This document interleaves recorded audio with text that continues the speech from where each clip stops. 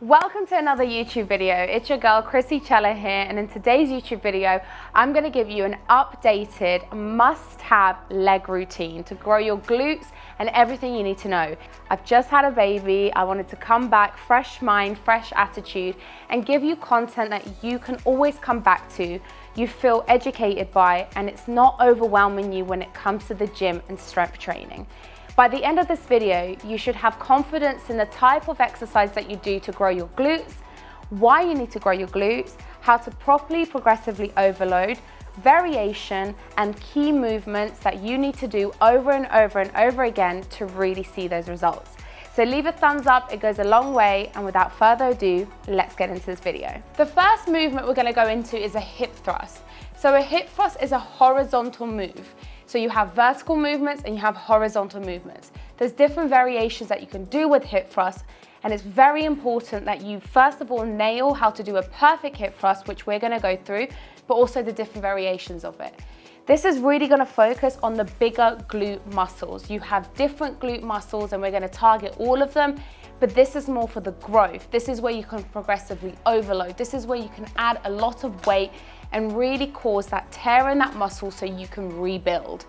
So a hip thrust doesn't need to be complex. I'm gonna make it so simple for you. The first thing you need to have is some security on your back. If this is flimsy or it's moving around, you're not gonna feel secure. So a heavy bench or putting weights behind the bench is really gonna help with that stability. You need some protection for your hips. I would never recommend anyone to hip thrust just barbell. You're gonna cause some serious injury. So make sure that you have a cushioned hip thrust pad. The other thing I recommend is big bumper plates. The reason being is you can slide in and out so much more comfortably. If you have small little piddly weights, it's gonna be a bit of a shit show. So just make sure that you have good sized bumper plates. They don't need to be heavy to begin with, work your way up, but it just makes you coming in and out of the movement a little bit better. So now you have your setup secure, let's get into your form. The first thing you're gonna do is you're gonna bend your knees and make sure that your feet are externally rotated. I don't wanna see them parallel, I wanna see them externally rotated. That's how you're gonna get your glutes fired up a little bit more. You don't wanna see the left foot a little bit more forward than the right. They need to be completely parallel to each other, externally rotated.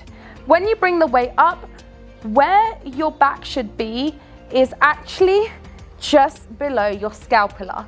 That's where it should sit comfortable. Your chin needs to be tucked into your chest, so give me that lovely double chin. That's what I'm looking for. Eyes front and on the bottom, not up, not down. Follow your eyesight right to the bottom of the floor. You're going to come down and you're gonna thrust up, tucking that tailbone in before you come back down. Tucking that tailbone in. I see a lot of people just thrust up, and that is called a swinging motion. The only thing that's moving is from here, the diaphragm, down. There's a big difference between swinging all the way from your upper body. Once you've nailed that, it's time to progressively overload and add more weights. So you want to be able to lift as heavy as you can at the beginning and then work your way down, almost like a reverse pyramid, that's what I call it. The other variations of a hip thrust that you can really entertain, especially if you're working out at home and you only have free weights, or if you just want to do something with a barbell. It's a dead stop. So a dead stop looks a bit like this. So you come up, and then you bring the weight all the way down to a stop. And then you come back up, and you bring it down all the way to the bottom. That is gonna focus more on strength. How much can you thrust? There's a CAS hip thrust, and that looks a lot like this, where you are not coming remotely down, but pulsing at the top. That means that you're gonna do that exercise with less weight, and it's all about tempo, intensity, and a burnout. So there are different types of hip thrusts that you can do. A standard, a CAS, a dead stop. The next movement we're going to go into is a vertical movement, and that is going to be an RDL. So I'm going to show you a vertical RDL movement, and that's really going to focus on your glutes, but also your secondary muscles, which are your hamstrings. So the premise of this exercise is load. You can really load up on this, especially using a barbell. You can really focus on progressive overload, which is everything you're looking for any optimum growth. You have to remember something. If you want to grow your muscles, there needs to be some form of load. Load means that your muscles are going to tear in a good way, not in a bad way, and then they're going to rebuild, especially if you have the right nutrition. Nutrition is absolutely key. I'm not just talking about you having plain chicken and that's it. You've got to have your carbs, you've got to have your fats, you've got to have a substantial amount of protein. Because without any of that side of things, doing any of these movements, actually you're avoiding the progress. So make sure that you're focusing on nutrition and also progressive overload. Doing an RDL is pretty simple.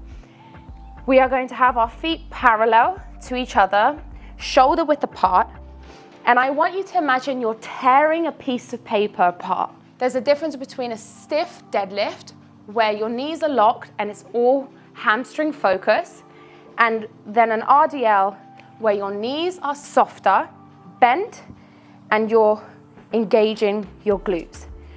Your feet should feel like you're tearing a piece of paper apart, but they're still secure. You want to imagine your feet are evenly distributed on the floor. You don't want to come up on your tippy toes, but you equally don't want to come up on your heels. Both of that is going to cause instability. And an RDL is all about stability and range of motion. So let's go through it. Walk forward, feet parallel, grabbing either side, outside of your feet, not inside. Bend when you lift, pick up, shoulders back and up. And now you're going to retract back, soft knees, bringing the weight down to your shins and coming back up. You can see here I've placed a big bumper plate on the ground. And this is because I want to show you a variation of another type of RDL. If you have insane flexibility, I'm talking if you can touch the ground without any problems, you've got pretty good flexibility. And it means your hip flexibility is really good, which is what we want. Now, if you're struggling to feel your RDLs, it could also be a range of motion problem. So by adding some sort of elevation, you're able to stretch a little bit deeper and come up a little bit higher. So try that next time you feel like you're really not feeling your RDLs and your glutes and your hamstring. Add some more depth and range of motion. Now that you've established your horizontal move, your vertical move, it's time for a unilateral move. Unilaterals are so important, especially for the women watching this, because women are more prone to ACL tears. It's our anatomy, it's how our hip structure is. So training it and strengthening it is so important. And that can be done with unilateral movements. That is a single leg or single arm movement. There are different ways that you can do a split squat, but for the purpose of this video, I'm gonna show you can target your glutes more. So the rule of thumb is you sit down, you extend your leg out, and that is your start position. You bring your foot backwards, and that should be stable. You can have 2 dumbbells, 1 dumbbell here, and the other arm extended, really strong fist, so you have no leakage of energy. That is a leak of energy in your circuit. That is keeping your form and your energy tight. Coming down, you want to drive forward. You're not going to drive upwards as an up and down movement. You're going to drive forward. So your chest is going to meet the ground. It's not going to meet up in the air. So imagine you have your dumbbell in your hand, your other hand out. Remember, we're going to extend our foot out. We're going to come up, down, and up. If you want to make it even tougher, you add 2 dumbbells. The final exercise we're going to go through is an abduction movement. As you can see, I'm working out here in my home gym, so I'm making use of the things I have around me. The beauty about this workout is that I want you to know that you don't necessarily need so many comprehensive machines, but also you can get an amazing workout with just 4 movements. If they're done with range of motion, tempo, progressive overload, and correct form. So in order for us to do an abduction, that is essentially any movement coming out that's really going to hit your medius, which is this part of your glutes. So I know a lot of people say, oh, if you've got hip dips, you can do a load of medius work and you're going to grow your hip dips. That is also your anatomy. So please don't be disheartened if you have hip dips. They're absolutely beautiful. You're great the way you are. These workouts are here to make you stronger, not necessarily just change everything about you. So keep that in mind. So I've got myself a big band. You can get these bands pretty much everywhere, but I've shortened it here because that means I can put it around my legs, I can lean forward, and I can do an abductive move, or I can lean on my trustworthy bench and I can do clams, just like so. And then if you want to further intensify it, you can do it on the floor, maybe not on the bench like me, but just for the purpose of this video, I'll show you. And you can have both of your feet, heels touching together, and you can come up and do a really difficult clam with a lift. Woo! Whenever you're using a band, make sure that it's just above your knees. You want it roughly 4 fingers above your knees. That's where you're really gonna feel it. So just remember that tip next time you're doing any form of abductions when it comes to a band. Another type of abduction is a seated abduction.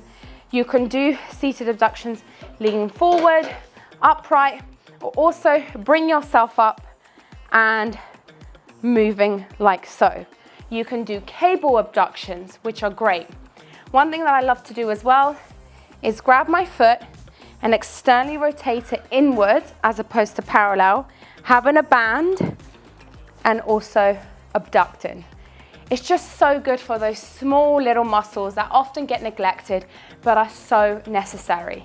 The beauty about strength training is that you're not just thinking about how strong you can get, how lean you can get, or becoming like the most aesthetic version of yourself. It's really about longevity and working muscles that are often neglected, but if well looked after, you're gonna have so much longevity into your life, and that's what we're all about here. So, I hope you loved this video. I hope you found it insightful and educational. Make sure that you utilize any of the information and comment down below what video you'd like to see next. Upper body, back, shoulders, maybe a bit of core. I love you always and forever, and I'll catch you next time.